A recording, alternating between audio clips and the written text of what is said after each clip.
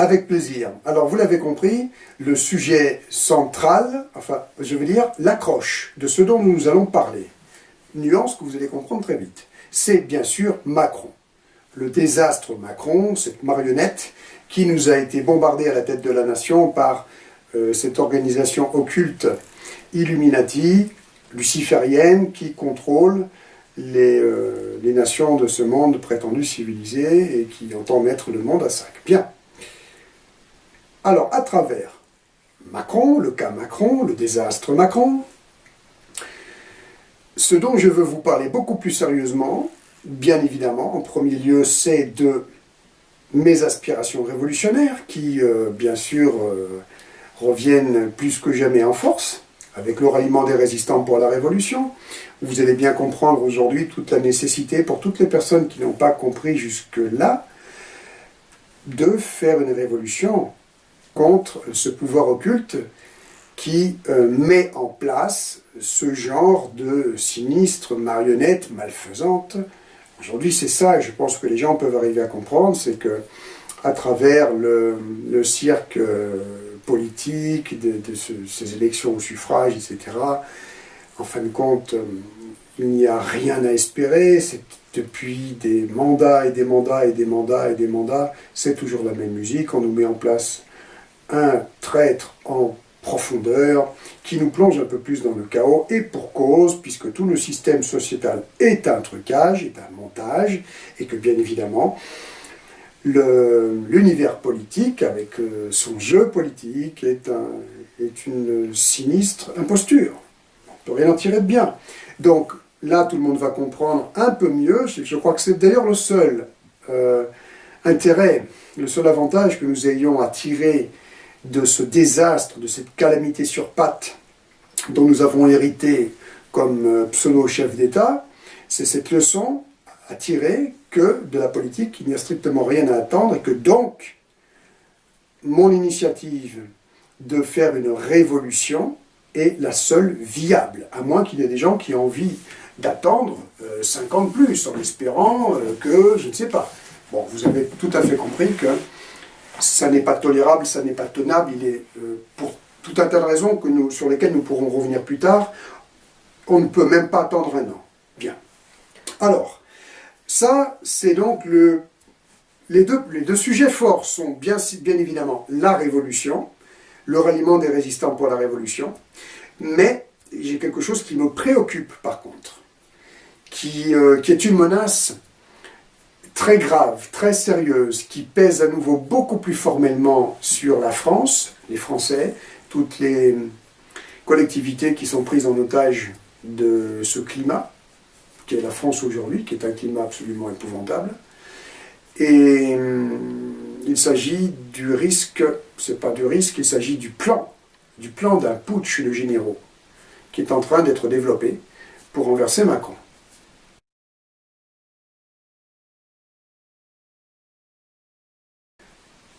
C'est une réaction tout à fait légitime. Si on n'approfondit pas la question, moi le premier d'ailleurs, j'aurais applaudi à quatre mains, hein, des deux mains et des deux pieds, mais le problème c'est que j'ai approfondi la question. J'ai approfondi la question et il ne s'agit pas d'un putsch qui va sortir la France du marasme dans lequel elle est en train de plonger. Il s'agit d'un putsch qui va nous porter le coup de grâce beaucoup plus sûrement que ne le ferait Macron lui-même s'il devait rester tout un quinquennat. C'est-à-dire qu'en fait, le putsch qui est prévu et qui est en train de se dérouler en ce moment, ce plan de putsch contre Macron, a comme finalité de nous plonger dans la guerre civile, dans une guerre civile de religion. Ça n'a pas comme finalité de renverser Macron. Ça, c'est l'illusion que nous allons avoir quand nous serons mis devant le fait accompli qu'il y a un putsch contre Macron. Tout le monde va s'en réjouir, comme vous venez de vous en réjouir, et nous allons donc suivre comme un seul homme cette opération pour renverser Macron. Nous serons tous derrière et nous serons enchantés, et nous allons tomber dans le panneau. Parce que, je le répète, ce que cela cache, c'est qu'il ne s'agit pas de renverser Macron, ça va renverser Macron. Mais ce n'est pas l'objectif fondamental de ce putsch. L'objectif fondamental de ce putsch est, je le répète, de déclencher une guerre civile de religion pour nous plonger dans le chaos.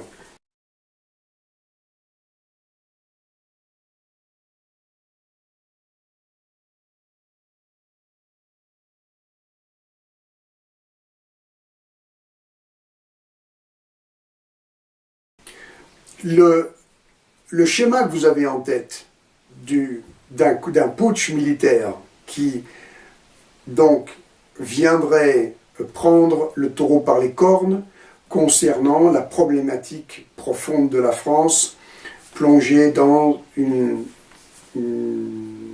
invasion islamique, une invasion migratoire, enfin quelque chose qui vraiment, c'est l'ingrédient qui nous a... C'est une poudrière, voilà. Il est faussé dans le sens où la seule chose qu'il faut faire face à cette situation, c'est une opération de déminage. Or, là, je vous parle à nouveau et plus que jamais du projet Alfi, armée de libération de la France islamisée.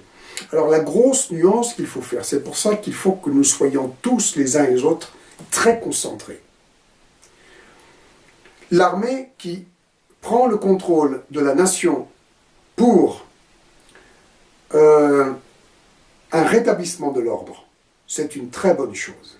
C'est même la seule chose que nous devions faire à l'heure actuelle, et c'est la première mesure que je prendrais si j'étais chef d'État.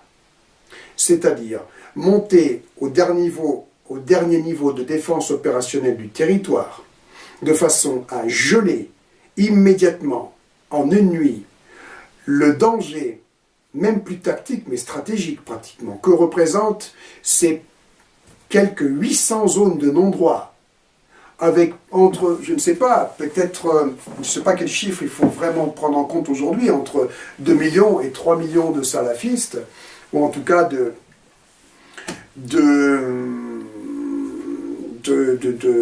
d'individus qui ne demandent qu'à en découdre dans le cadre d'une guerre civile de religion et qui n'attendent que le top départ pour un grand djihad, en sachant que bien évidemment au milieu, la masse des masses de tout ce qui peuple les fameuses zones de non-droit, c'est surtout des hordes de petits cons nourris à la haine depuis le début, la haine du français, la haine de la France, etc., et qui plein de frustration, n'entend que par là que l'occasion de pouvoir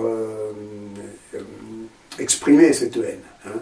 C'est-à-dire que l'islam radical, la religion, j'y crois pas trop. C'est plus l'ingrédient qui est instrumentalisé pour prétendre qu'il s'agit d'un djihad. Mais en fait, ceux qui sont tout à fait au-dessus de ce plan, ce qu'ils veulent, c'est juste un grand massacre et la mise en scène d'une guerre civile de religion.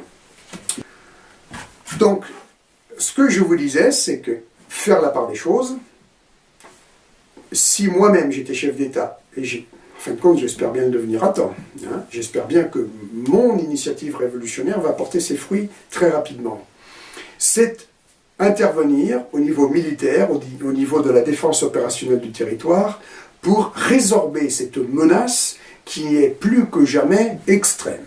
Nous sommes vraiment au bord du gouffre, au bord du deuxième volet de guerre civile de religion. Alors je vais faire une petite parenthèse pour que vous compreniez bien la distinction que je fais quand je parle de deux types de guerre civile. Il y a le type de guerre civile à peine contenue que nous connaissions en tant que gendarmes depuis le début des années 90, qui consiste à avoir des situations de troubles à l'ordre public très sévères, avec des émeutes par-ci par-là, qui sont de moins en moins contenues, qui sont de plus en plus fréquentes, qui sont de plus en plus répandues à toute occasion, des occasions qui sont montées de toutes pièces, comme par exemple dernièrement cette affaire Théo. Et ces troubles, donc de moins en moins contenus, se manifestent à travers des types de violences urbaines, on appelle ça des violences urbaines, avec des hordes, certes téléguidées, et qui s'expriment avec des jets de caillasse, des jets de pierres, de cocktails Molotov, des barres de fer, des armes de 6e catégorie. D'accord? Bien, moi je vous parle maintenant, quand je parle du risque du putsch, ce que le putsch veut provoquer, le putsch des généraux, ce qu'il veut provoquer, c'est un autre type de guerre civile. C'est-à-dire l'affrontement de deux blocs armés d'armes lourdes. Je veux dire, on ne va plus être dans le cadre des cocktails Molotov, des barres de fer et des jets de pierre, ou des fusées de foire artisanales, on va être dans le cadre d'armes de guerre. Il faut savoir, je le répète, il est important de le répéter, c'est que, outre le fait que nous ayons plus de 800 zones de non-droit en France aujourd'hui, avec quelque chose que j'estimerais entre 2 millions et 3 millions de salafistes prêts à prendre les armes, ce qui est confirmé d'ailleurs par un rapport des renseignements généraux datant de 2000, qu'il y aurait donc potentiellement de quoi armer 3 millions d'insurgés. Et ça ce sont des notes qui font référence à une enquête qui a été faite par les renseignements généraux en 2000 à l'ordre de l'État pour évaluer la dangerosité des banlieues, évidemment parce qu'ils avaient besoin de prendre la température pour savoir où ils en étaient de l'avancée de leur plan pour la préparation de ce chaos. Hein. Vous imaginez, en 2000, de quoi armer 3 millions d'insurgés. Ça veut dire, et là je vous parle, j'insiste, je ne parle pas de cocktail Molotov, je parle d'armes de guerre, AK-47, fusils d'assaut russes, avec des stocks de munitions, des armes encore sous cellophane, des lance-roquettes RPG-7, RPG-9, des grenades à main, enfin la panoplie du djihadiste. Hein. Mais là, fois 3 millions. Pour des données datant de 2000.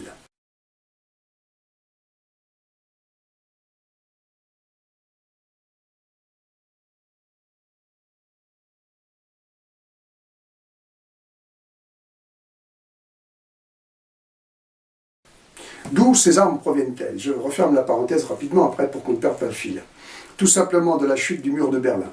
La chute du mur de Berlin, qui n'était aucunement une révolution populaire, mais simplement la poursuite du plan général qui consiste à contaminer toutes les populations, donc celles de l'Est, avec la révolution industrielle, a eu aussi comme autre effet intéressant pour l'organisation occulte qui contrôle le monde, de faire en sorte que nous soyons envahis par toutes les mafias de l'Est, et en l'occurrence envahis par le trafic d'armes.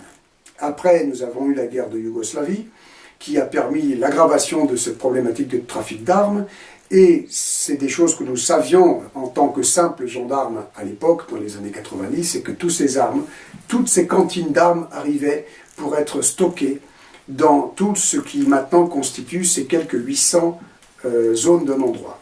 Ça veut dire que vous avez toutes ces cités, toutes les caves de ces cités qui regorgent de cet armement, je le répète, dont la majorité est encore sous cellophane.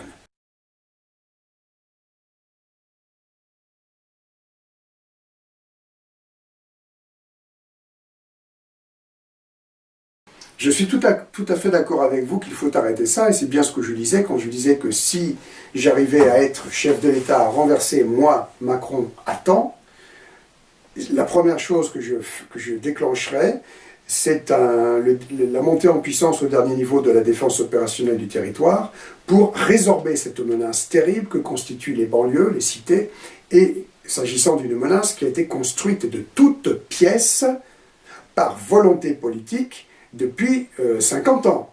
Attention, c'est bien ça dont je vous parle, hein. Ce n'est pas une fatalité, ça ne s'est pas fait tout seul, il ne s'agit pas de dysfonctionnement politique, d'errement politique, de mauvaises décisions. C'est un plan qui a été suivi à la lettre et pour lequel Macron vient porter le coup de grâce. Simplement, il ne sait peut-être pas de quelle façon, lui, doit porter le coup de grâce. Peut-être que lui s'imagine qu'il va être l'agent du chaos, parce qu'il se prend pour Jupiter, hein. Il le dit lui-même. Mais en fait, moi, d'agent du chaos, ce que je vois, je vais revenir dessus, c'est tout simplement qu'il va permettre, il est le prétexte à la préparation et au déroulement d'un putsch contre lui pour le renverser, prétexte étant, en fin de compte, pour mener cette opération militaire de libération de la France islamisée, qui va provoquer le putsch. Donc, qui va provoquer, pardon, le chaos. Parce que, et c'est là où je disais tout à l'heure, il faut bien faire la part des choses. Alors, je vais essayer d'être rapide, d'être assez concis, rapide et clair. Et c'est pas toujours pardonnez-moi, je demande aux éditeurs de m'excuser, c'est pas toujours très évident. Donc je reviens sur la part des choses, c'est que un putsch militaire mené avec l'esprit du projet Alfi, qui est en fin de compte une manipulation, ce sont des officiers supérieurs qui sont manipulés par une élite de généraux en retraite et de généraux en active aux ordres de toujours cette organisation occulte afin de nous plonger dans le chaos. Donc l'idéologie Alfi, elle est de libérer la France islamisée, de désislamiser la France. Désislamiser la France à travers une prise de contrôle de l'armée dans l'état actuel des choses, c'est le déclenchement d'une guerre, ce qui déclare la guerre à l'islam au niveau planétaire. Hein? Déjà, il faut bien comprendre cela. Donc il y a une différence entre l'armée qui se met en branle pour prendre le contrôle de la nation et déclencher la guerre à l'islam, hein? Le putsch des généraux, le vrai faux putsch des généraux porté par le projet Alfi que je suis en train de dénoncer, et Mapoire, par exemple, qui prend le contrôle de la nation et met en place immédiatement l'armée pour geler la situation.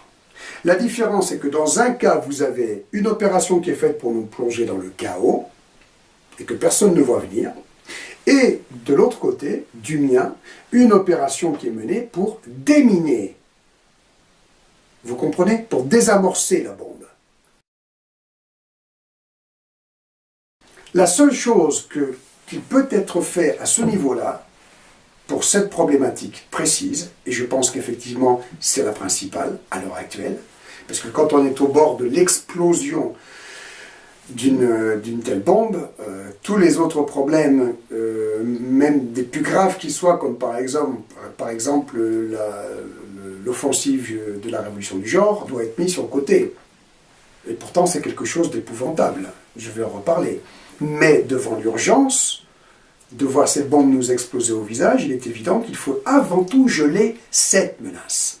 Et pour geler cette menace, je le répète, moi, je vais jouer mes dernières cartes dans cette dernière ligne droite de toute urgence pour mener une révolution sur base d'une opération de police avec le concours de l'armée, en créant une scission des armées qui est, je m'en aperçois aujourd'hui, qui est incontournable, de façon à ce que nous puissions prendre en main la situation et se positionner pour pouvoir désamorcer la bombe sur laquelle quelque chose comme 65 millions d'êtres humains sont assis.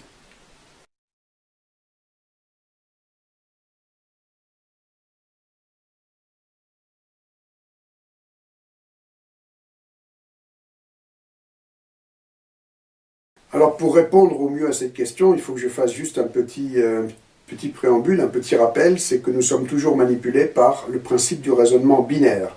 C'est-à-dire qu'on nous fait passer d'un extrême à un autre extrême, sans nuance et sans analyse, sans faire la part des choses.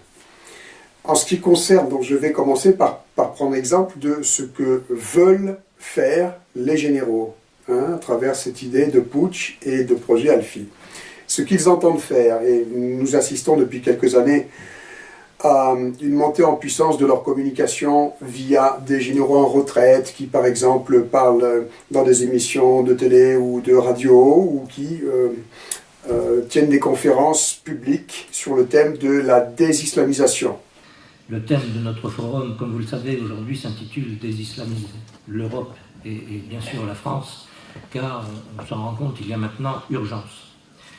Pour ma part, j'ai déjà utilisé ce terme pour la première fois le 17 janvier 2015 dans mon éditorial qui avait suivi les attentats de Charlie Hebdo et de l'Hypercacher.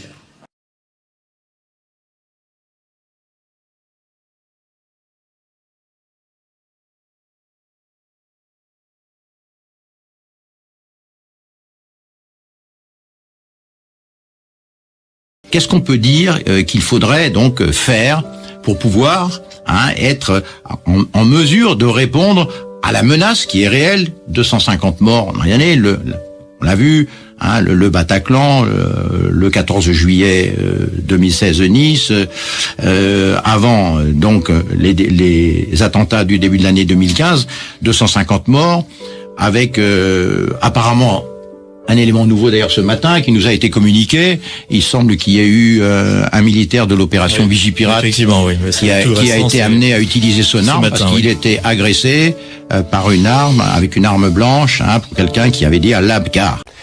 Non, bien sûr, ce n'est pas un hasard. Évidemment, cela a été préparé. Aussi, ce qui nous est rapporté par les médias de masse et qui n'est pas fidèle à la vérité, ça non plus, ce n'est pas un hasard. Et nous ne voudrions pas que la population se défoule sur le gouvernement comme celui-ci le mériterait. Alors on les distrait avec ce genre d'attentat. L'attentat de Paris sur Charlie Hebdo est très clairement un attentat terroriste manipulé. Il y a assez d'indices pour cela. Non seulement les auteurs étaient connus des services secrets, mais justement la carte d'identité laissée dans la voiture, c'est une chose qu'aucun braqueur minable n'aurait faite. En principe, on devrait trouver tout le déroulement étrange. Les témoignages personnels au sujet des auteurs sont étonnamment positifs. Tout cela n'est pas cohérent. Et ensuite, nous avons un écho médiatique indiscutablement cohérent qui semble convenu et finalement, nous avons l'écho politique. J'avais alors utilisé l'expression « management de la terreur ». Et c'est exactement ce qui se passe ici. Les gouvernements mentent, tous les gouvernements de l'OTAN. Ils ne mènent pas un combat contre le terrorisme, mais ils pratiquent eux-mêmes le management de la terreur. La surveillance de ces cercles est sans faille. Ils ne peuvent même pas éternuer sans que les services secrets ne soient au courant. Donc, si quelque chose se passe, nous savons qu'ils sont impliqués.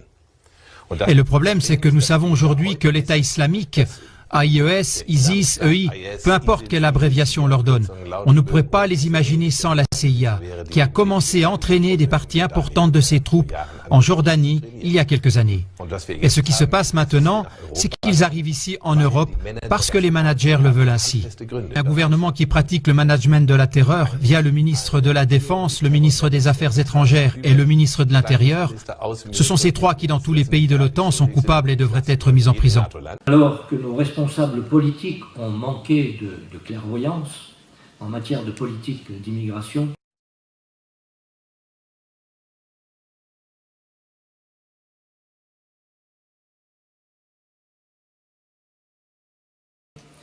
penser et mettre en œuvre la désislamisation, c'est donc la voie de la raison, de la défense de la paix et de nos libertés individuelles, et donc de la démocratie. Car ne pas inverser ce processus d'islamisation mènera inévitablement à la guerre civile et à une guerre, je dirais même, ethnique. Et ce qu'ils entendent par désislamiser, bien sûr, une fois que la situation est devenue ingérable, critique, une fois que c'est irréversible pratiquement, c'est fermer les mosquées salafistes partout en France, c'est interdire le port du voile de la burqa, fermer les boucheries halal, enfin, en fait compte, c'est surtout les problématiques d'ailleurs plus liées à l'islam, à la pratique de l'islam, plus qu'aux problèmes de sécurité. C'est ce que je remarque dans leur discours. Quand je parle des arrestations, ils parlent des petits délits et ils parlent d'expulser ceux qui n'ont pas la... qui sont en situation irrégulière, a priori, a fortiori, s'ils ont commis des délits, etc. Bien. Alors, peut-être que ça ne vous choque pas, mais le seul fait, par exemple, de toucher à l'un de ces acquis, parce que ce sont des acquis, ce sont des droits, que nous leur avons, que les pouvoirs politiques, les traîtres à la nation française, leur ont donné au fil des mandats successifs. Ce n'est pas des droits qu'ils ont réclamés, qu'ils ont obtenus à la force du poignet, on leur a donné. C'est pour ça aujourd'hui ils peuvent faire les malins, c'est comme pour la conquête islamiste, eux-mêmes ont été invités, on les a presque poussés, on leur a favorisé la chose à extrême, de façon à ce qu'ils puissent nous envahir. Bien. Donc, je mets toujours cet accent sur la responsabilité politique, sur la responsabilité criminelle. D'accord? L'état d'esprit criminel des politiques qui nous ont trahis pour qu'on en arrive à ce stade. Donc ce n'est pas maintenant qu'ils ont ces acquis que vous allez leur retirer. Essayez de retirer un os, un chien féroce qui est en train de le ronger. Bon, c'est ça le projet de désislamisation de la France. Vous touchez, vous attaquez un seul de ces points, comme par exemple les mosquées salafistes, c'est une déclaration de guerre. Vous faites péter une guerre. Et ça tombe bien, eux, ils sont armés jusqu'aux dents. Ils sont plusieurs millions armés jusqu'aux dents et ils attendent le djihad. Ils attendent le top, le mot d'ordre. Et c'est nous qui allons provoquer cela, en fin de compte. C'est même pas du côté de ce que certains vendus de généraux en retraite appellent les grands stratèges du califat qui vont déclencher le mot d'ordre du djihad. C'est eux-mêmes, ces généraux, qui vont provoquer l'instant du djihad. Vous voyez là où eux veulent en venir. Bon, maintenant que vous avez compris quel est le schéma côté Alfi, côté putsch d'un général, putsch des généraux, pour passer à l'offensive sur le thème de l'idéologie donc qui est communiquée actuellement par les généraux en retraite, de la désislamisation, appliquée à une armée qui prend le contrôle, c'est le projet Alfi, c'est l'armée de libération de la France islamisée, c'est ça le danger. Donc le déclenchement d'une guerre civile de religion et tout ce qui s'ensuit, je vais y revenir.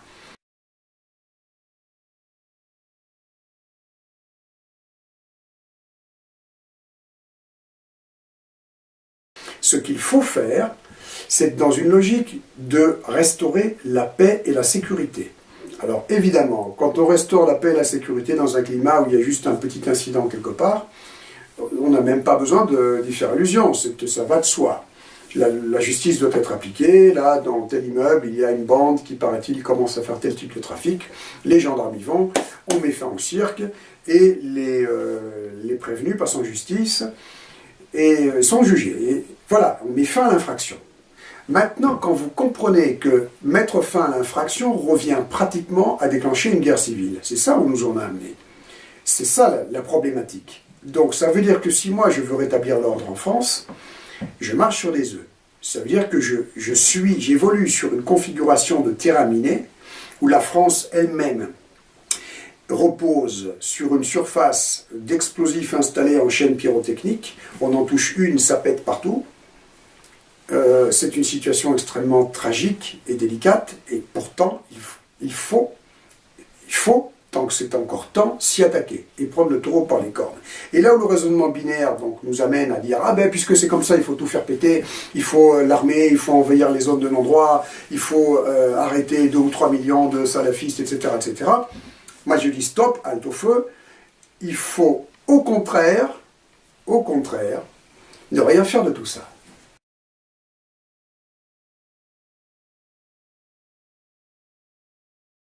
En clair, je veux déminer, et déminer, ça veut dire désarmer. C'est le point essentiel. Je pourrais peut-être même m'affranchir de penser aux autres. C'est le point essentiel et le plus délicat à réaliser. Parce qu'il ne s'agit pas d'aller désarmer une cité avec 1 ou 2 immeubles et 1 ou 2 sous-sols dans lesquels on va trouver quelques cantines d'armes. Il s'agit de désarmer la France entière. Et là, il ne s'agit pas de ce qu'ont fait mes collabos de collègues gendarmes en allant s'attaquer au père de famille qui avait un fusil de chasse au-dessus de son armoire. Il faut aller désarmer ceux qui représentent un réel danger pour la nation, pour le peuple avant tout, et pour toutes les collectivités qui sont prises au piège de cette configuration explosive sur le sol national. Parce que désarmer, donc en clair, avec la vision du gendarme, ça veut dire qu'il faut mener des opérations de police, à commencer dans les cités, dans ces 800 zones de non-droit, pour donner un chiffre qui vous donne une idée de la problématique, dans lequel nous avons effectivement quelque chose comme 2-3 millions de salafistes qui nous attendent de pied ferme, et qui ont tout l'armement prêt. Ça veut dire qu'il va falloir faire une opération menée par des unités entières de gendarmerie, d'intervention de gendarmerie et de police, de façon synchrone dans toute la France. C'est extrêmement compliqué. Je ne sais pas si on aura vraiment l'effectif, mais il va falloir faire de notre mieux. Donc il va falloir panacher des unités d'intervention de la police et de la gendarmerie nationale, avec des unités militaires, de façon à ce qu'il y ait des interventions de police dans quelque chose comme 800 zones en même temps au top chrono, à la même heure. Parce qu'il est évident que si vous commencez par une zone par manque d'effectifs, eh bien les autres sont alertés, s'équipent, vous attendent et on déclenche la guerre civile. Donc, on n'a pas besoin d'être fin stratège pour comprendre qu'on doit mener une opération de police synchronisée et parfaitement synchronisée, mais encore une fois, on marche sur des œufs. Il faut, dans l'idée, il faut quand même s'attendre à être reçu très sévèrement, donc il faut impérativement, quand bien même on arriverait à réunir le nombre d'unités d'intervention, police et gendarmerie nécessaires, ce qui est impossible, il faudrait de toute façon l'appui tactique de l'armée de terre essentiellement, pour pouvoir enrayer tout débordement et pour pouvoir geler toute contre-attaque, je dirais, de la part de ces cités.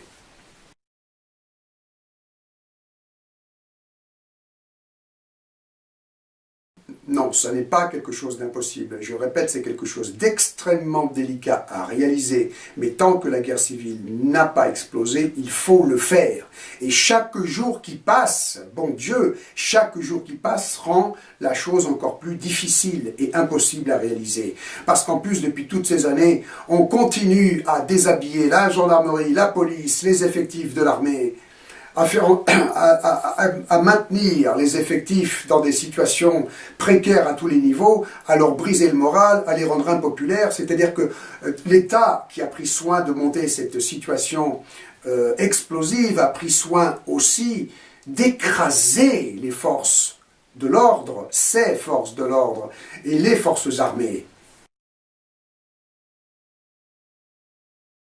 Il y a à tout casser quelque chose, un chiffre comme 70 000 soldats de terrain que l'on pourrait réunir s'il fallait combattre. Là, du côté des forces de l'ordre, je crois qu'on est quelque chose comme 100 000. On ne va pas atteindre 200 000 effectifs, en termes d'effectifs.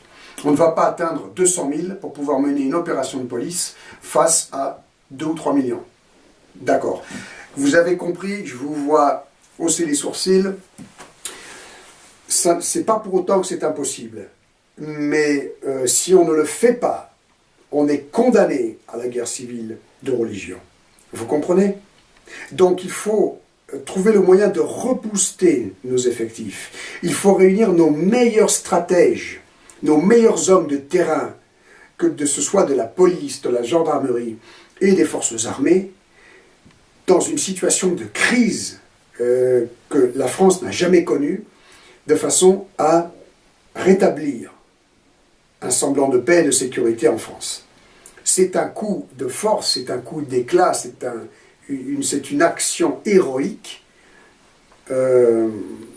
qui va s'inscrire dans les annales, évidemment, de la France, mais il faut la mener. Hein, c'est un peu Cameron, quelque part. Mais il faut mener ce Cameron, il faut mener cette opération qui paraît insensée. Parce que, je vous répète, sinon ça nous explose au visage, point barre. On plonge dans la guerre civile de religion, ça déclenche une troisième guerre mondiale, ou à moins qu'il fasse en sorte que ce soit l'inverse, troisième guerre mondiale et dans la foulée guerre civile de religion, le grand chaos terminal de l'humanité, et c'en est fini de nous tous, aussi bien des islamistes que des chrétiens et de toutes les populations, et un nouvel ordre mondial va se construire sur nos restes encore fumants. Bien, vous avez compris le principe. Je reviens à ce que je veux faire en termes opérationnels, et c'est pourquoi je veux absolument être à la tête de la nation. Je ne fais pas une crise de pouvoir depuis le début, je veux justement que mon rôle de gendarme puisse s'exprimer, qu'on puisse sortir la France de là.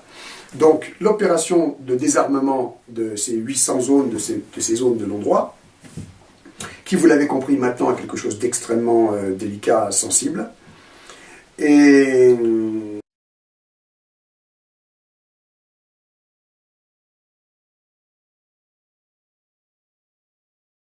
eh bien non, justement. Non, c'est là où on verse dans le binaire. C'est-à-dire qu'il ne s'agit pas, sous le prétexte de rétablir l'ordre, qui est quelque chose qui risque d'être violent et d'être très chaud, d'aller jusqu'à effectivement faire des arrestations en masse de quelques millions d'individus pour les... Qu'est-ce qu'on va en faire? Les parquer dans des camps de concentration? Il y a 2 ou 3 millions de personnes qui représentent une menace sérieuse sur le sol national. Il faut comprendre comment ça s'est monté, de façon à désamorcer cette menace aussi. Désamorçons la menace qui, sur un plan pratique, est la pire de toutes, l'armement. C'est facile à comprendre. Après, il reste un effectif très préoccupant de quelques millions de sujets, mais qui n'ont plus leur armement. Donc déjà, on peut souffler un coup. En traitant chaque cité de façon synchrone avec des opérations de police, on ne va pas arrêter évidemment toutes les personnes qui y vivent, ainsi que tous les salafistes. On va arrêter, 1, les personnes qui résistent à la loi, et 2, les personnes qui, de façon très évidente, sont des chefs de gangs, de hordes, de bandes organisées criminelles. Parce que ces cités en regorgent. Donc il va y avoir du monde que nous devrons arrêter. Parce que nous n'avons pas le choix, et parce qu'il est absolument intolérable, cette idée que des criminels puissent exercer en toute impunité et asseoir une autorité de petits chefs de guerre, de petits seigneurs qui se prennent pour des seigneurs de guerre sur les misères qu'ils colportent dans la France entière, est absolument intolérable. Et ça s'est produit grâce aux efforts de nos traîtres de politiciens.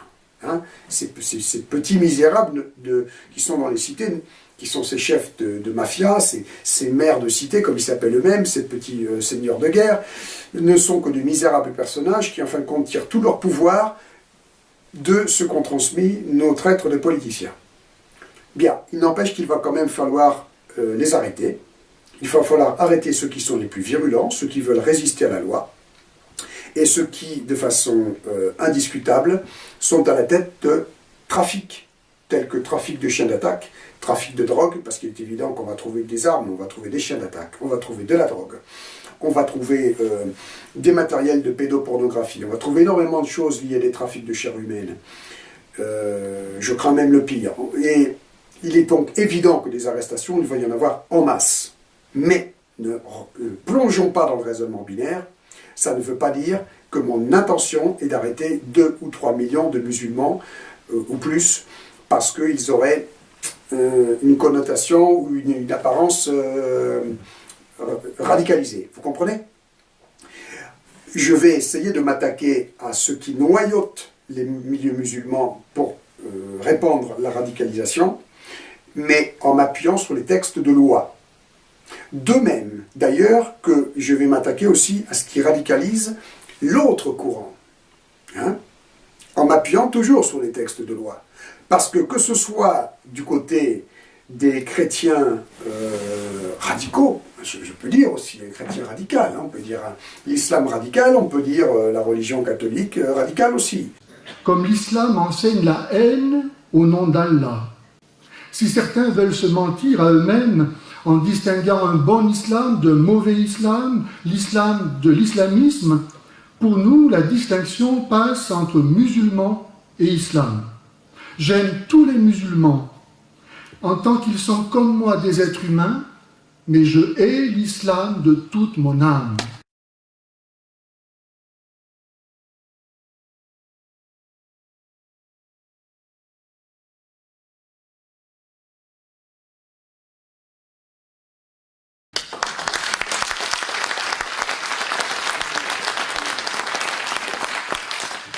L'islam est incompatible avec les valeurs éthiques universelles. Bref, il s'agit de donner à l'islam le statut d'ennemi du genre humain qu'il revendique. Pour leur part, les chrétiens devraient cesser les prières communes, pourtant interdites, source de confusion, de relativisme et d'apostasie, et les rencontres islamo-chrétiennes qui donnent à l'islam la légitimité et la respectabilité dont il a tant besoin. On ne discute pas avec une idéologie qui enseigne la haine d'autrui.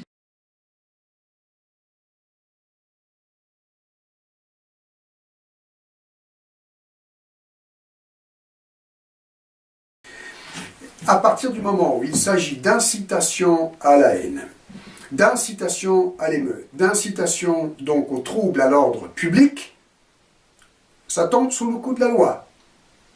C'est très simple. J'ai le code pénal et le code de procédure pénale. C'est ma base.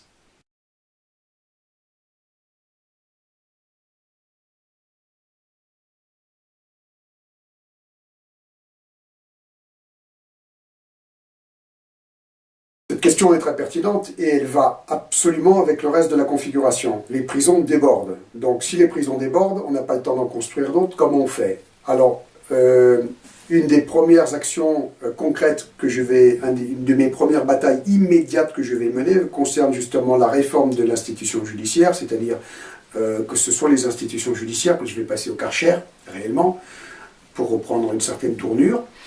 Et mis à part ce ménage que je vais faire au niveau donc des magistrats, de tous ces vendus en robe noire, et je peux vous dire que ça va courir, ça va aller se cacher dans des trous de souris, hein, je vais m'attaquer au problème des injustices et des prisons.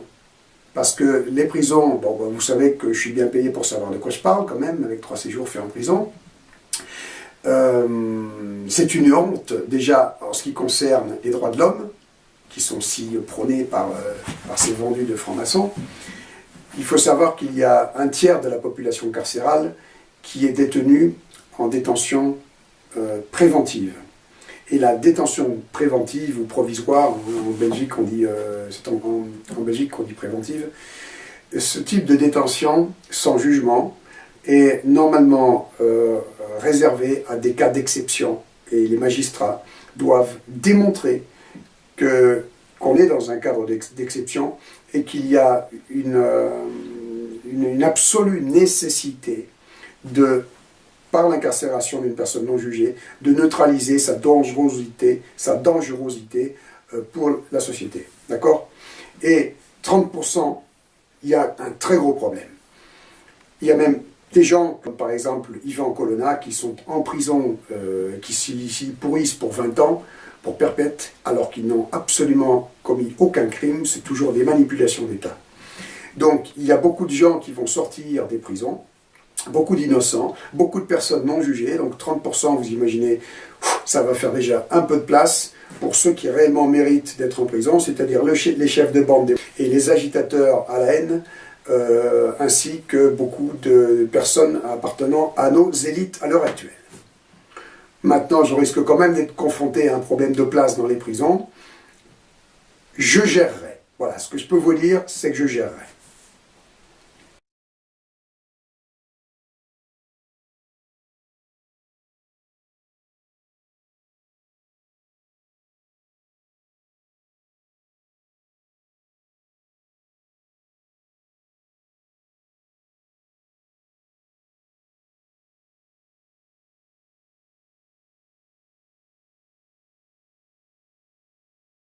Eh bien, tout simplement parce que nous ne parlons pas de la même chose.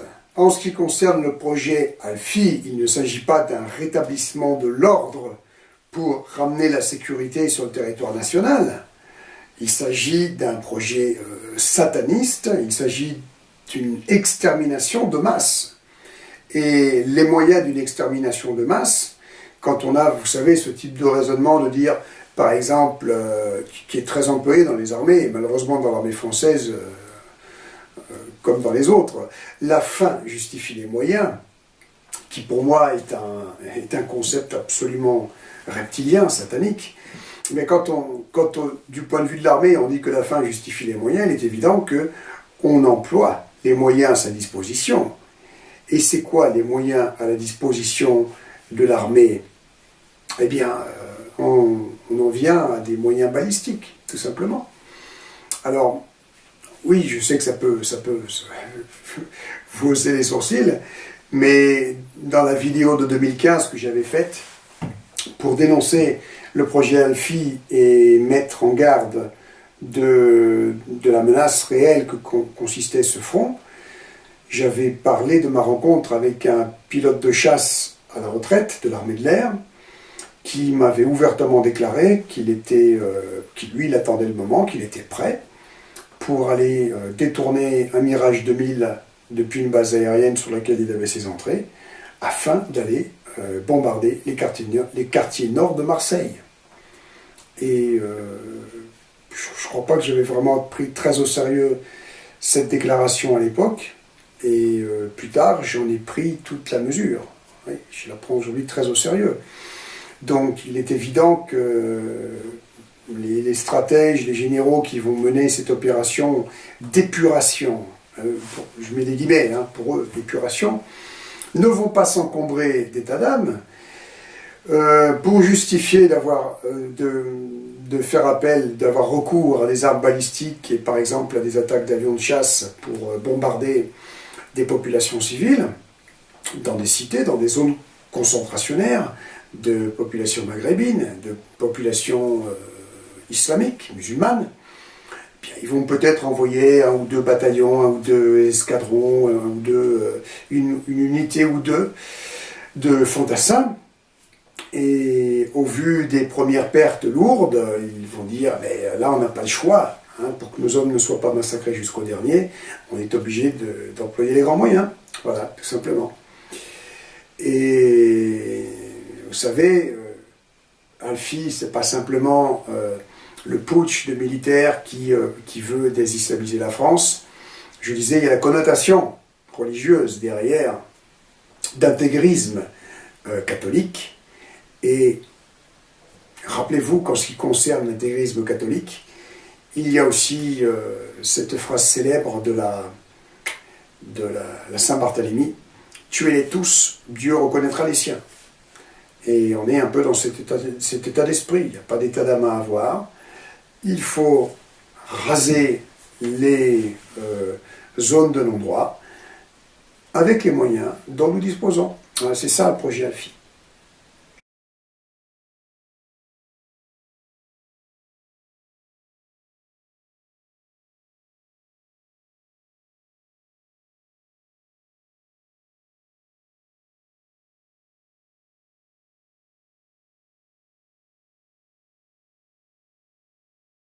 Que le complot a consisté, je rappelle, à ouvrir les vannes de l'immigration sauvage. Allez, venez, envahissez la France. D'accord? Depuis De Gaulle, avec ensuite Giscard d'Estaing, puis après les années Mitterrand, qui ont permis de mettre en place toute une série de stratégies pour culpabiliser la population de Français de souche, pour créer la discrimination positive, et c'est là où j'en viens, par exemple, à la justice, au système judiciaire, à offrir, système judiciaire et administration, une impunité totale en ce qui concerne toutes les exactions qui étaient commises et qui sont toujours commises et qui donc ont un effet... bon. Et vous imaginez bien évidemment que ça, au fil de ces décennies, ça a créé l'essence même de cette poudrière. C'est-à-dire que la poudrière, il faut la voir à 2 niveaux. Il y a le niveau pratique, on va dire matériel, avec ces 800 zones de non-droit, ces millions de salafistes et toutes ces bandes, toutes ces hordes armées jusqu'aux dents, avec les grands frères dans les cités qui interdisent à tous ces petits cons de toucher aux AK-47, parce que pour le moment, on ne les voit pas sortir. Le mot d'ordre, c'est qu'on attend patiemment, l'armement, on va le sortir quand ce sera le jour du djihad. Eh bien, la partie, l'essence maintenant sur le plan énergétique, sur le plan des énergies, évidemment, c'est toute cette frustration et cette haine qui est venue hanter le cœur des Français de souche, pour commencer, des forces de l'ordre, les membres des forces de l'ordre, les membres des forces armées aussi, parce qu'eux aussi sont touchés par les problèmes, ils sont contaminés aussi par le communautarisme, il faut savoir, dans les armées, et la situation est très grave.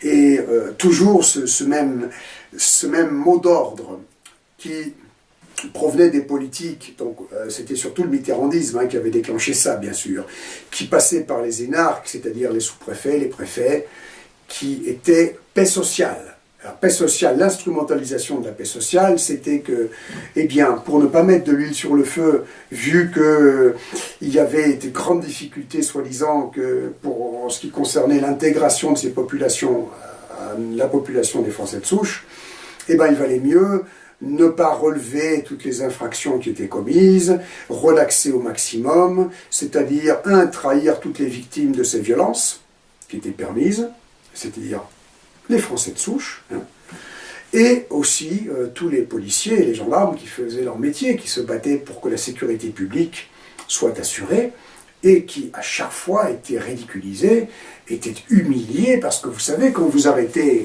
des voyous, des bandes de voyous que j'ai connues, cela, et que, après les avoir arrêtés, vous les recroisez le lendemain, et ils vous font des gestes sympathiques pour vous, parce que l'autorité judiciaire a décidé de les relaxer immédiatement, ben les golden, comme on dit, vous les chopez bien. Alors, voilà. Donc, il y a eu une telle montée en puissance, c'est-à-dire que l'énergie de frustration et de haine, c'est l'ingrédient qui a été cultivé savamment par cette organisation occulte qui est un vrai génie du mal, de façon, donc en nous, mais aussi dans ces populations qui aujourd'hui hantent les banlieues, de façon à créer ce vrai climat de poudrière prête à s'embraser à tout moment. Voilà.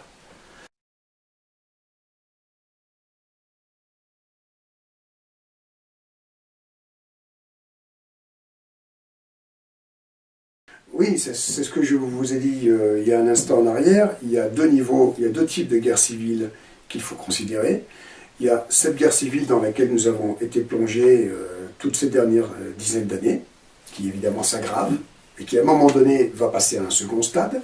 Le second stade étant celui où le djihad sera déclenché. C'est-à-dire qu'il y aura un mot d'ordre dans les cités, au niveau de ces 800 et quelques zones de non-droit, de prendre les armes dans les sous-sols et de descendre dans les rues maintenant pour en finir avec les infidèles qui sont sur notre sol national.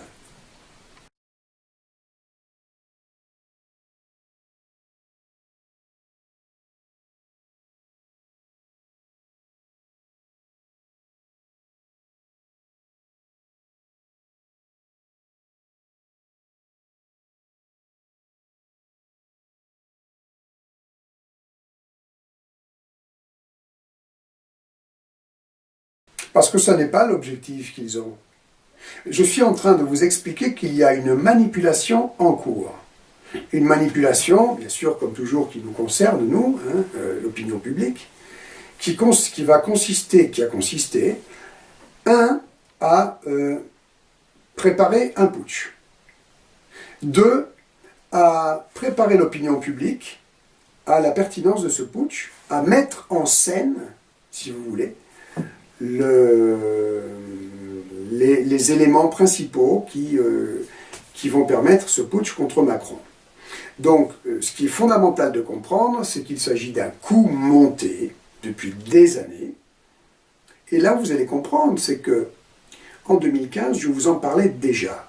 Simplement, en 2015, je pensais que le projet Alfi, qui passe donc par un putsch, visait François Hollande.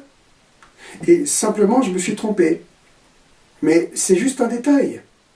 Ils avaient prévu de nous mettre pire que François Hollande, ce que moi, sincèrement, je ne pouvais pas imaginer.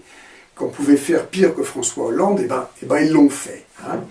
Les Attali et compagnie nous ont propulsé cette espèce de détraqué, psychopathe, pédéraste de surcroît qui, en fait, pourquoi est-ce que je m'en prends à sa pédérastie? Parce qu'il est prosélyte, parce qu'il représente, il l'a dit dans sa lettre de campagne au LGBT, il est l'agent de la révolution du genre, il est une menace directe pour l'humanité et il compte frapper l'enfance de plein fouet à travers tous les programmes de la révolution du genre qu'il entend, lui, en tant que Jupiter qui a les pleins pouvoirs en France, pouvoir mener jusqu'au bout.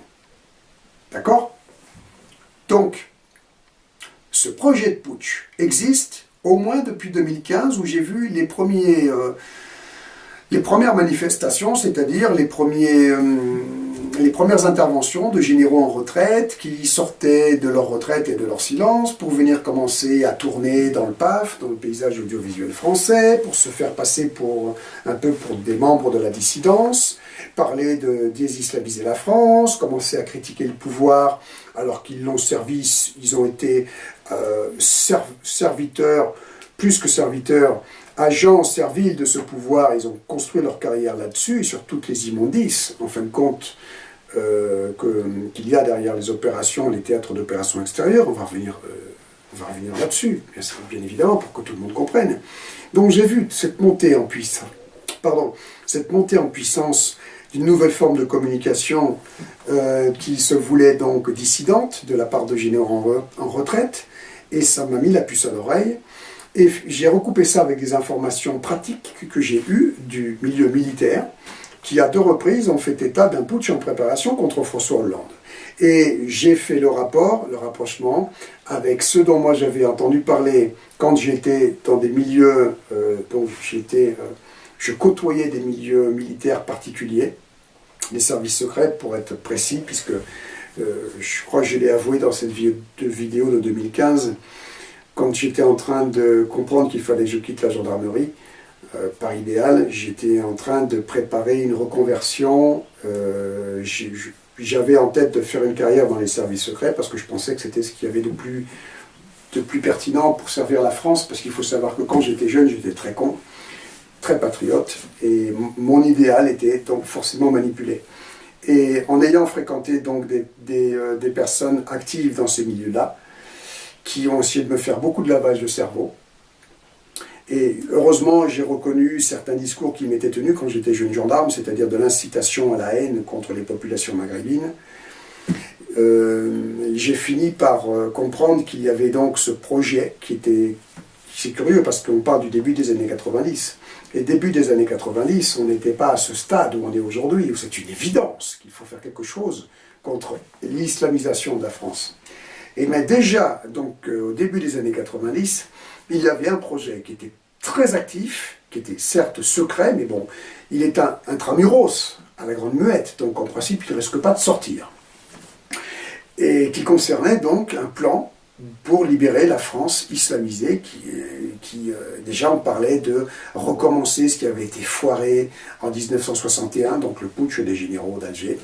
Et c'était des gens qui y avaient participé, des officiers supérieurs, qui avaient fait partie de l'OAS et qui étaient actifs dans les services secrets, la DGSE, les corps spéciaux, le service action de la DGSE, qui donc parlaient de ce projet Alfi.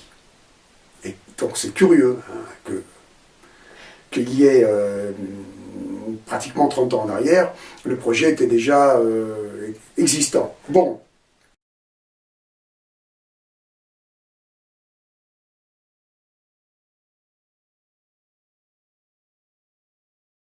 C'est pas ce que j'ai dit. Non.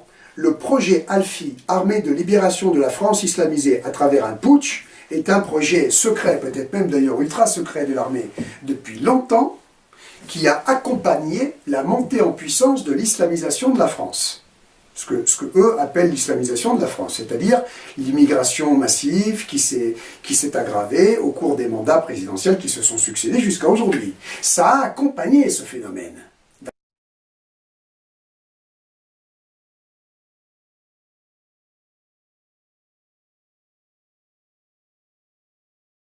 Non, c'est pas une contradiction.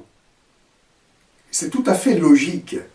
Au fur et à mesure qu'il y a ce problème qui s'aggrave en France, l'idéologie est en train de construire un projet beaucoup plus, je dirais pas pertinent, mais qui repose vraiment sur quelque chose. Et effectivement, si ces gens-là avaient été honnêtes et sincères, on comprend très bien que Mitterrand, pour commencer, aurait été renversé.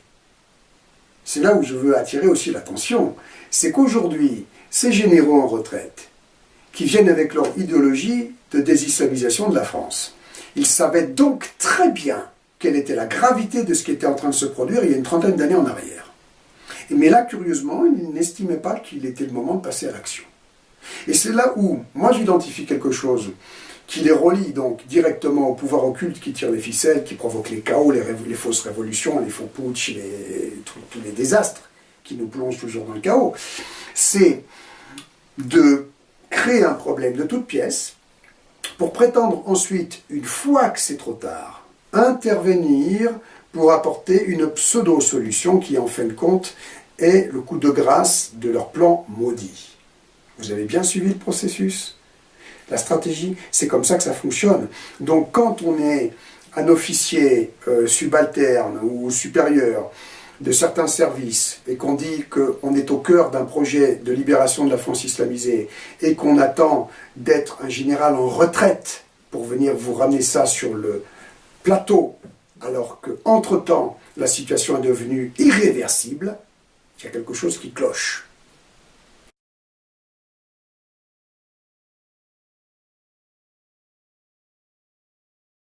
Non, désislamiser,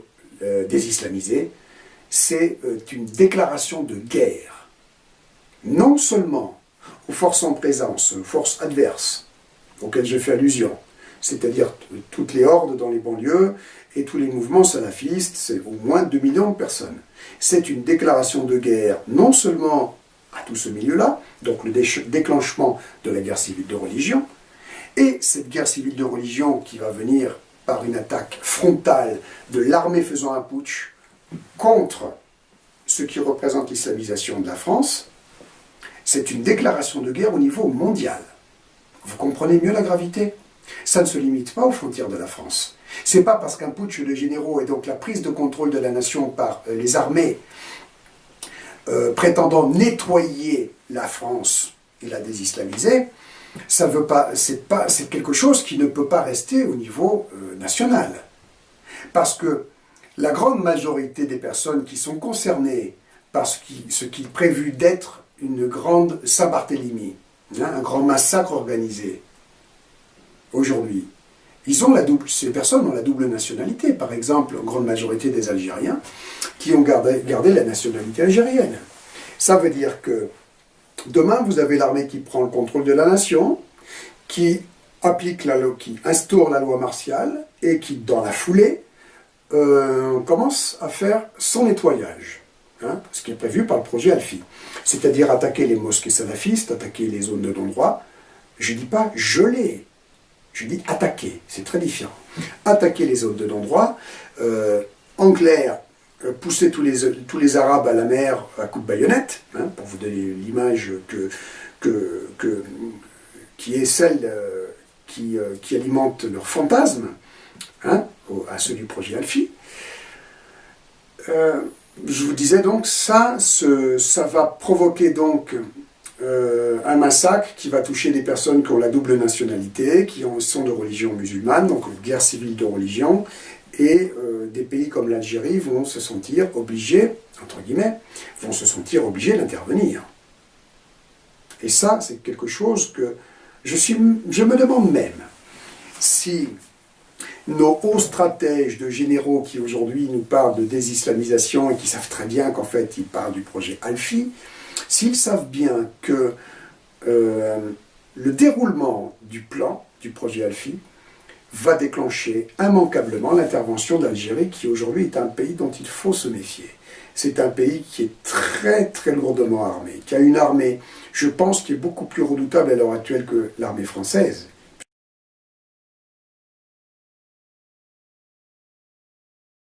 Par ce même pouvoir politique qui voulait cette succession de traîtres à la nation depuis ces 30 dernières années, ces 40 dernières années. Donc la menace d'un pays comme l'Algérie avec son armée, on comprend tout de suite qu'ils ne vont pas rester les bras croisés pendant que des Algériens, double nationalité, Algériens-Français, se font massacrer en France. D'autant que l'antagonisme Algérie-France est aussi quelque chose qui a été créé de toutes pièces. Et si vous voulez, je vais vous l'expliquer plus en détail. Je vais vous expliquer plus en détail tout à l'heure, si vous le voulez, dans une autre partie. La guerre d'Algérie a été un coup monté. Le putsch des généraux de 1961 était un coup monté. Et l'antagonisme qui a été créé de toutes pièces entre l'Algérie, cette haine, si vous voulez, indécrottable, entre les Algériens et les Français, Donc, il y a quelque chose qui a été monté de toutes pièces à la base pour justement permettre la construction du climat de poudrière en France, et qui a été exploité donc juste après.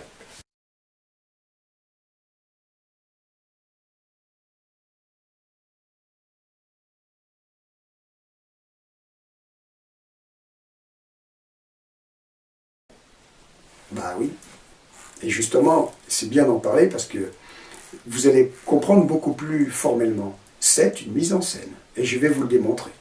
C'est une mise en scène du début à la fin, à tel point qu'on voit bien que tout était joué d'avance, tout était réglé d'avance, parce que le successeur au chef d'état-major des armées, le successeur au général de Villiers, il a été mis en place immédiatement après, il n'y a pas de discussion, le gars était déjà prêt, la campagne de com sur le profil du général Lecointre était déjà prête, et il n'y a pas eu d'hésitation ou de discussion ou de laps de temps ou de temps mort. C'est exactement comme tous les commentaires qui ont fusé après ce soi-disant incident entre Macron et De Villiers. Tous les commentaires étaient prêts, on a bien vu, quand on a un petit peu l'expérience, bien évidemment, cette habitude de lire les choses au deuxième degré, de comprendre que, de reconnaître quand ça pue, quand il y a un coup fourré, et d'analyser avec une lecture au deuxième degré les événements, on a bien vu que tous les discours étaient déjà prêts, que les sujets sur les discussions sur les plateaux de télé, dans les radios étaient déjà prêts, et que l'incident était monté en épingle. Alors, si vous voulez, je vais vous faire une parenthèse rapide pour en parler. Je pense que c'est important, même si ça prend un peu de temps. Nous avons Macron qui demande au chef d'état-major des armées, quand il arrive, quand il est bombardé à la tête de la nation par le biais des élections truquées, de faire un an de rab. Oui, c'est Macron qui a demandé à De Villiers de faire un an de rab. De Villiers devait prendre sa retraite. Ah, tiens, premier élément. De Villiers devait prendre sa retraite, et après que Macron lui ait demandé, donc amicalement, on peut imaginer, de rester, bah c'est justement lui, pardon pour parler en termes militaires, qui vient lui chier dans les bottes. Ça pue. Déjà, tout de suite, le premier élément, ça pue. Bon, de quelle façon? De Villiers va, dans une commission parlementaire, à huis clos, relever un point de détail, des clopinettes, qui le chagrinent. Ah oui, parce que pour moi, c'est un point de détail. Je vais revenir dessus. On n'est pas en train de parler d'un général qui est venu taper du poing sur la table en disant « Maintenant, ça suffit que l'armée soit instrumentalisée si monstrueusement pour commettre les pires exactions dans le monde, pour participer à des complots Illuminati, pour mettre à sac des pays comme la Libye, la Syrie, en sachant pertinemment que ça ne fait absolument pas les intérêts de la France, mais qu'au contraire, ça participe à la mise en chaos de la France, puisque maintenant, terrorisme islamiste qui s'installe sur le sol national, répercussion des problèmes donc de lutte, soi-disant lutte contre le terrorisme au Moyen-Orient et en Afrique, etc. Donc, il y aurait énormément à dire. Le général de Villiers n'est pas venu en tapant du poing sur la table pour, en fait, dénoncer l'instrumentalisation des armées, l'instrumentalisation machiavélique de l'idéal de tous les soldats, de tous les corps d'armée de l'armée française. Parce que c'est ça qui est monstrueux. C'est que nos soldats sont envoyés sur des fronts qui les compromettent, et leur idéal pour la patrie est manipulé odieusement, honteusement pour commettre le pire.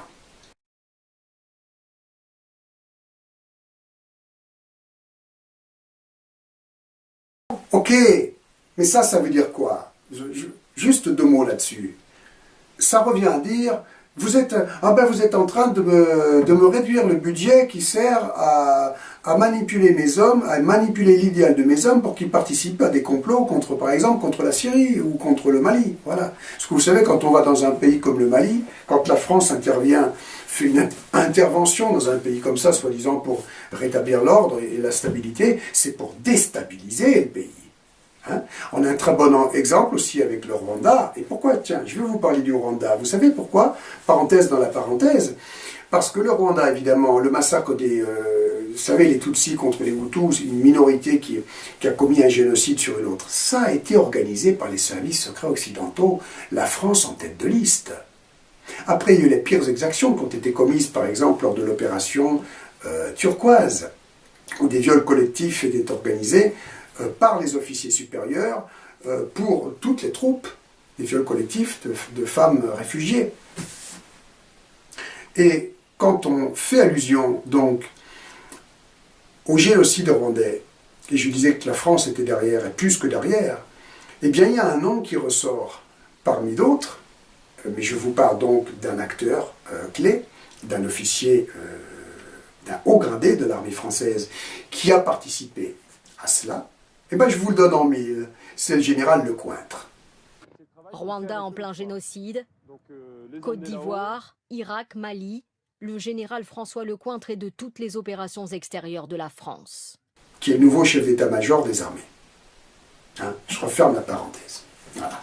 Donc, je vous disais, le général de Villiers, qui est allé ouvrir sa gueule dans une commission parlementaire pour dire ce qu'il avait sur le cœur, a juste s'est fait passer pour un rebelle, si vous voulez, vis-à-vis de l'opinion publique. Et toute la presse a, en fin de compte, a participé plus qu'activement. La presse est le moteur de la manipulation de l'opinion publique pour nous mettre en scène cet incident comme étant celui d'un général rebelle qui s'oppose au vilain, à la vilaine marionnette du CAC 40, hein, du monde de la finance et des Illuminati et de tout ce que vous voulez. C'est une mise en scène absolue. Et je disais donc, c'est quand même important de relever au passage que le grief entre Macron et De Villiers, c'est une histoire de gros sous.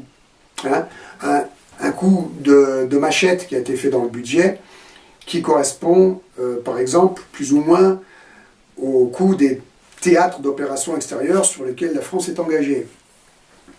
Et non un problème fondamental, comme la profonde corruption et compromission des armées. Ni la mise en insécurité de la France à travers ça. Donc l'incident, il arrive au niveau de l'opinion publique, mais arrêt sur image. On part d'une commission en huis clos, une commission parlementaire en huis clos. Pourquoi est-ce que c'est arrivé le lendemain dans la presse? Ah oui, il y a eu des fuites avec un député qui a parlé. Non, il n'y a pas de fuite, ça ne se passe pas comme ça. Pour commencer, tous les députés sont francs-macs, sont francs-maçons, et ils sont tous donc soumis à la stricte observance du secret. Okay? Donc, si c'est arrivé dans la presse, c'est qu'il s'agit d'une mise en scène, d'une manipulation.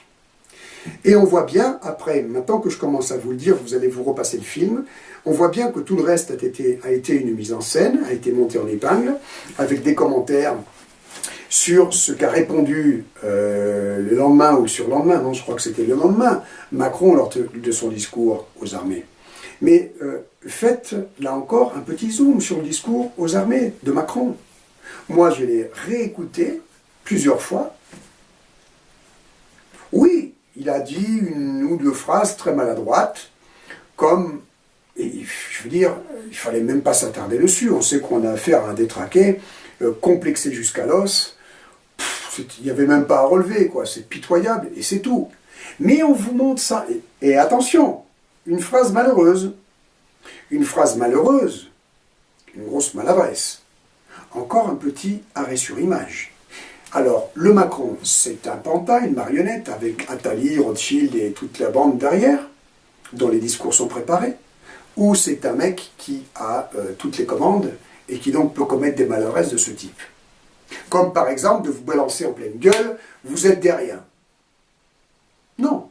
Quand il dit ici, par exemple, on croise des gens qui ont réussi et ceux qui ne sont rien, cette tirade qui est devenue très célèbre déjà, elle fait partie d'une mise en scène pour le rendre impopulaire, ça fait partie du but du jeu. Donc quand vous avez un Macron qui, soi-disant, manque de respect à l'armée en répondant à De Villiers, c'est une mise en scène, parce qu'il est télécommandé, il est téléguidé, son cerveau est vide.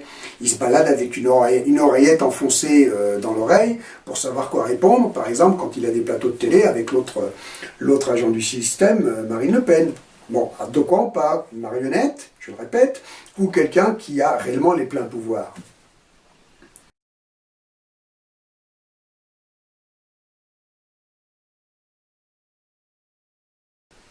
Vous trouvez que c'est grave, vous, qui disent « je suis votre chef » ? Vous trouvez que c'est grave? C'est vrai, malheureusement. Ce qui est grave, c'est pas qu'ils le disent, c'est qu'ils le soient. Vous comprenez? Alors c'est sûr que ça leur fait pas plaisir de l'entendre formaliser à ce point, parce que ce qui les rabaisse, c'est pas que Macron dise « je suis votre chef », c'est que ce soit Macron qui le dise. Vous comprenez? Avec le profil qu'il a. C'est ça qui, en réalité, fait monter la tension au sein de la population militaire. Parce que moi, je fais une grosse distinction entre la population militaire à laquelle je m'assimile et cette élite manipulatrice, hein, avec des généraux en retraite, en actif, des officiers supérieurs, les hauts cadres de l'armée. Hein. C'est exactement ce qu'il faut voir aussi en ce qui concerne la population civile, où nous avons toujours cette élite au-dessus de nous, qui décide pour nous, qui s'oppose en élite, que ce soit au niveau administratif, politique, judiciaire, etc. Bon, donc je disais que ce qui a bien sûr fait monter la tension au sein des armées, de la population militaire, c'est de se faire rappeler de façon si formelle que c'est cette tapette, pardonnez-moi l'expression, j'en aurais une affiche de me faire traiter d'homophobe, cette tapette détraquée et psychopathe qui soit leur chef, évidemment. Et que ça leur soit rappelé donc de façon, pardon, si crue.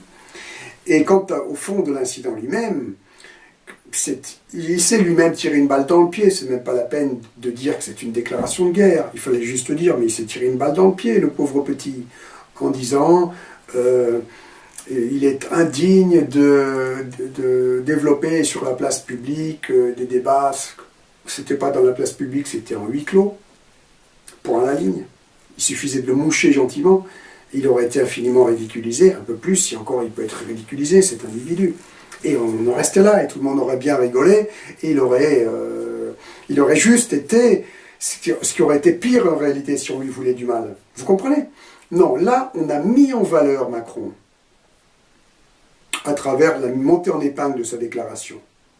Comme si ça avait été quelque chose de sérieux, de vraiment offensant et offensif. Mais que nenni, dirais-je, pour employer sa façon de parler, ou la façon de parler de sa bonne femme qui lui écrit ses textes avec Attali. Que nenni. Il n'y avait rien d'offensif, et ça a bien été monté en épingle. Et là où je vois bien clair dans le jeu, c'est qu'il y a eu très rapidement des interventions, donc, à la fois de généraux en retraite et d'agents du système au niveau politique, donc là, Marine Le Pen par exemple, qui étaient exactement calés sur la même fréquence, hein, avec le même son de cloche, de nous dire que c'était quelque chose d'extrêmement grave, que c'était la rupture entre le chef de l'État et Macron, entre le chef de l'État et l'armée, pardon, et qu'on n'avait rien vu de plus grave depuis 1961. Allusion au putsch, au vrai faux putsch, je vais revenir dessus, c'est très important, de 1961. Il s'était engagé, le président de la République, à changer cela. Il a trahi cette promesse. Cette trahison est grave et elle a de graves répercussions. Emmanuel Macron a suscité une crise qui est une crise extrêmement sérieuse. Et il faut bien le dire, qu'on n'avait pas vu depuis des décennies dans notre République. Alors bien sûr, nombreuses réactions. On va écouter d'abord celle du général Vincent Desportes, ancien général de division de l'armée de terre française. Il est très remonté et parle de crise institutionnelle. On l'écoute, il était interrogé par Jamel Mazi tout à l'heure. Nous sommes devant une crise extrêmement grave il faut se rappeler qu'il n'y a pas eu de tension politico-militaire à ce niveau depuis le 21 avril 1961, il y a plus d'un demi-siècle. C'était le putsch des généraux d'Alger.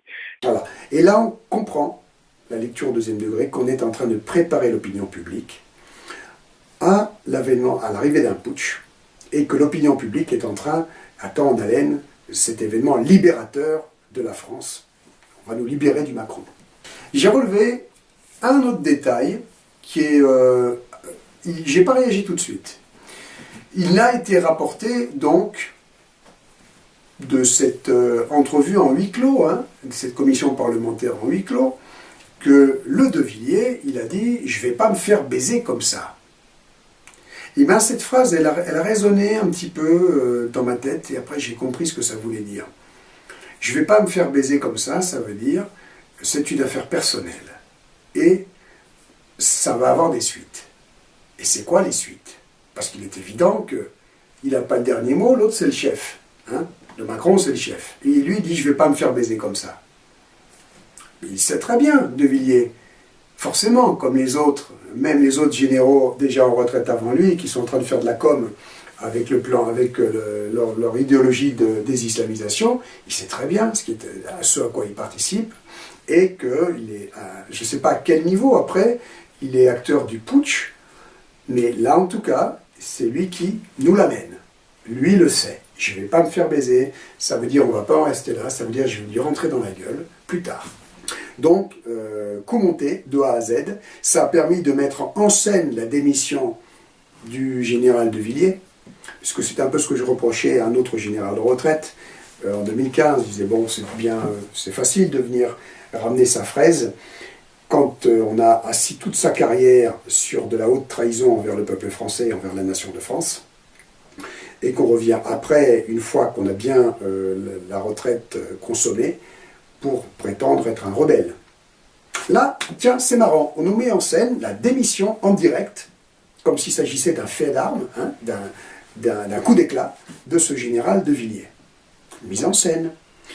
Si, moi, à sa place, ce qui est totalement impossible, bien sûr, parce que déjà, vous l'avez compris, je ne peux pas être à la place d'un traître à la nation qui a fait sa carrière en participant au complot contre la nation. Moi, j'ai démissionné de ma carrière de sous-officier dès que j'ai compris dans quoi j'étais mêlé, dans quoi j'étais trempé. Bon. Mais imaginons que je suis un demeuré mental, je n'ai rien compris à l'instrumentalisation de l'armée par Gladio et par le réseau occulte qu'il y a au-dessus des chefs d'État. J'ai rien compris à tout ça, j'ai participé toute ma vie, j'arrive vraiment en fin de carrière. J'ai un contentieux avec le nouveau chef d'État qui me sort complètement par le nez en raison de son profil et de ses aspirations donc de Jupiter qui vient vous avez compris? Je vais démissionner, mais j'attends par contre, je suis très délicat par contre, j'attends que j'ai rendu mon dernier service, donc mon dernier service au chef d'État en question, me mettre à côté de lui, avec mon air bien pincé, au garde à vous lors du défilé du 14 juillet. Là encore, c'est une fausse note. Si réellement il y avait eu un clash, comme le dit la presse, donc une quinzaine de jours plus tard, si vraiment ça avait été un divorce consommé, eh bien c'est le 14 juillet, évidemment, que j'aurais fait ma révérence. Vous imaginez quel coup d'éclat, quel coup dans la gueule ça aurait été.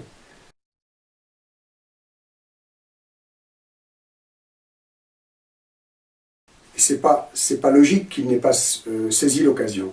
Vous imaginez la déconfiture du pouvoir en place, la pression qu'il aurait réellement eue entre les mains, si vraiment son idée avait été de défendre le bout de gras pour la vie de ces hommes, beaucoup trop exposés donc, par cette rupture, par cette variable d'ajustement, pour reprendre les mots qui sonnent bien. Le coup de grâce que ça aurait été, le levier de pression que ça aurait été de dire ben moi je vous pète entre les pattes le jour du 14 juillet. Vous aurez vu le Macron tout seul là sur son char et sans personne derrière lui. Ça aurait été bien. Et là, ça aurait vraiment créé un incident fort. Mais ça n'était pas le but du jeu. Le but du jeu n'était pas de faire tomber la République, le but du jeu n'était pas d'arracher vraiment les masques aux uns et aux autres, le but du jeu était d'une mise en scène pour que le général de Villiers, qui en fin de compte pour moi est un collabo carriériste comme les autres, un serviteur non seulement de l'État mais des forces occultes en question, eh bien puisse apparaître comme un rebelle, comme un nouvel impétrant de cette grande farce qu'est la dissidence, par exemple. Parce que j'ai vu quelques réactions de gens faisant soi-disant partie plus ou moins de la dissidence ou de la cyber-résistance, hein, qui répètent les termes de la Marine Le Pen, que c'est un grand serviteur de l'État qui a été déshonoré par Macron. Non, c'est un grand serviteur de l'État, c'est un grand serviteur du pouvoir Illuminati, ce général de Villiers. Comme les autres, comme, à mon avis, comme toute la bande de généraux, qu'ils soient en retraite ou qu'ils soient d'actifs.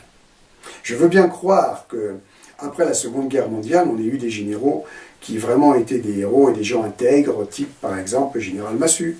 Mais ces temps-là sont révolus. Ces temps-là sont révolus parce que le système de cooptation par les sociétés secrètes telles que la franc-maçonnerie, le Rose-Croix, l'Ordre de Malte, s'est largement développé pour assurer que ça ne soit que des agents de ce pouvoir occulte qui viennent prendre place au niveau des élites.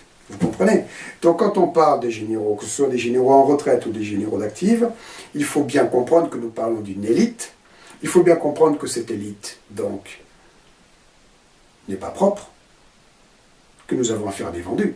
Ils ont beau avoir des costumes très bien taillés, une bonne tête avec des beaux sourires et des bons discours, c'est exactement la même chose qu'au niveau de la politique. Nous avons la même chose en couleur. On est dupé par les apparences et par des belles phrases qui sonnent bien, ce serviteur de la nation, ce héros, parce qu'il porte un placard comme ça, s'il se penche en avant, il se casse la gueule. Oui, ben c'est comme les plus hautes distinctions de l'armée américaine. Vous savez, il y en a une, c'est carrément le pentagramme inversé. Je crois que c'est l'ordre du mérite, je ne sais plus quelle décoration américaine. Pour vous dire que c'est un peu comme la Légion d'honneur aussi. Les plus hautes distinctions sont maintenant attribuées aux pires saloperies, aux pires crapules. Hein. Donc moi, cette histoire de généraux rebelles qui se réunissent et qui se mettent en ordre, qui se mettent en marche pour venir sauver la France, je n'y crois absolument pas. Déjà parce que vous allez m'expliquer comment est-ce qu'ils peuvent être aussi demeurés. Oui, je reviens sur l'histoire de la désislamisation de la France. Je vais revenir dessus, je vais la répéter si on a un peu de temps. On prend par exemple l'autre, là, je n'ai pas son nom en tête, c'est pas grave, on mettra j'aimerais qu'on mette quelques extraits de ce discours de ce gars, et puis aussi de l'abbé qui l'accompagne, quand il parle de la désislamisation de la France. Eh bien, quand il vous explique qu'il faut donc fermer les mosquées salafistes, interdire le port du voile, le port de la burqa, qu'il faut faire la chasse aux sorcières à tous ceux qui sont en situation irrégulière, etc., ce que je disais tout à l'heure, je vous expliquais que ça, c'est très exactement ce qui va tout faire péter. Et un enfant de 10 ans le comprendrait. C'est-à-dire que vous expliquez à un enfant de 10 ans, voilà, tu sais mon petit, on est tous assis sur un terrain miné. Ce sont des charges qui sont mises en chaîne pyrotechnique, avec des capteurs de mouvement, des capteurs de mouvement d'air, etc., de vibration. Donc, tu pètes un peu trop fort et ça explose. Hein? Un enfant de 10 ans comprend. L'enfant de 10 ans, il ne va pas vous dire, ok, comment je vais faire? Eh ben, je vais foutre mes mains dedans et je vais jeter les explosifs par la fenêtre. Vous vous rendez compte que ce sont des hauts stratèges, des généraux en retraite qui vous expliquent, qui vont foutre leurs mains, enfin non, qui vont vous dire à vous de foutre votre main dans les paquets d'explosifs, de les arracher à tous les contacteurs et de les jeter par la fenêtre. Parce que c'est très exactement ça qu'ils proposent. Vous comprenez la fumisterie? Désislamiser la France, ça veut dire déclencher les explosifs qui sont en chaîne pyrotechnique. Ça veut dire déclencher la guerre civile de religion. C'est déclarer la guerre à l'islam dans le monde entier. Avec derrière, pas seulement sur le niveau national, comme je vous l'ai dit, l'Algérie, et derrière l'Algérie, nous avons l'Iran, nous avons la Russie, nous avons la Chine, qui est une des armées les plus puissantes au monde à l'heure actuelle, etc. Nous avons donc quoi en filigrane? Le chaos terminal de la guerre mondiale de religion. Et ce sont donc ces généraux, avec leur tête sympathique, qui se font appeler mon général, ils sont tous à la retraite, qui viennent vous apporter cette brillante stratégie pour répondre à ce qui serait pour eux le problème le plus préoccupant de la France. Ce combat que nous voulons mener doit reposer sur des arguments concrets et compréhensibles pour aboutir à des propositions de solutions réalisables, parce que c'est ça le fond du problème, parce qu'elles sont indispensables et pour que les citoyens y adhèrent massivement et finissent par manifester ce qui doit être une conviction. Donc, nous sommes dans un état de droit.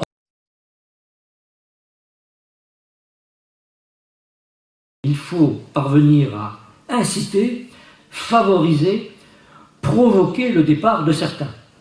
Et il y a deux façons de provoquer.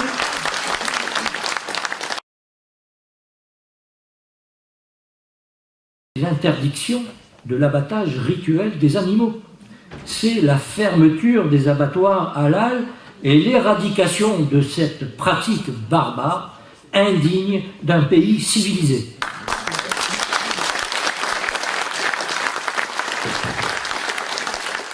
C'est la fermeture de toutes les mosquées salafistes et de leurs écoles coraniques, où on enseigne dès le plus jeune âge la haine des non-musulmans. C'est également l'interdiction du port d'accoutrements vestimentaires qui sont marqués de façon ostentatoire pour afficher sa différence et son appartenance à l'islam. Et là, je parle de la burqa, je parle du qamis, je parle du voile. Je suis désolé.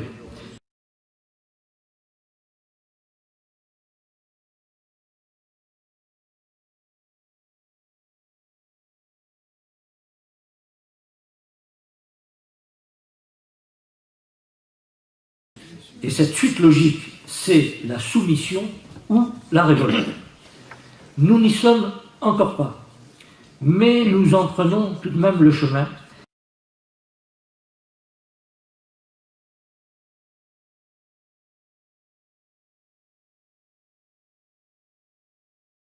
Si rien n'est fait, alors que dans la campagne électorale sur les présidentielles actuelles, le problème identitaire, le problème de l'immigration et le danger que représente l'islam, sujets qui devraient être aujourd'hui prioritaires, ne sont même pas évoqués.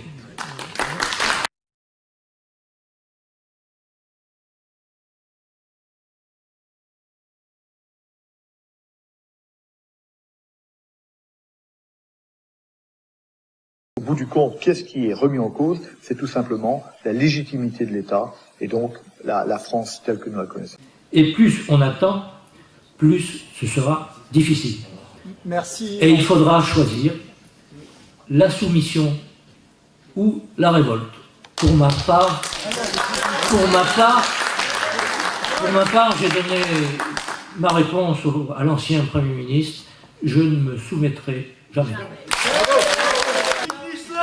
Mon prochain essai, dont vous avez là la couverture, qui sera disponible à partir de la semaine prochaine, que j'ai intitulé, avec une certaine provocation, « Quand la grande muette prendra la parole »,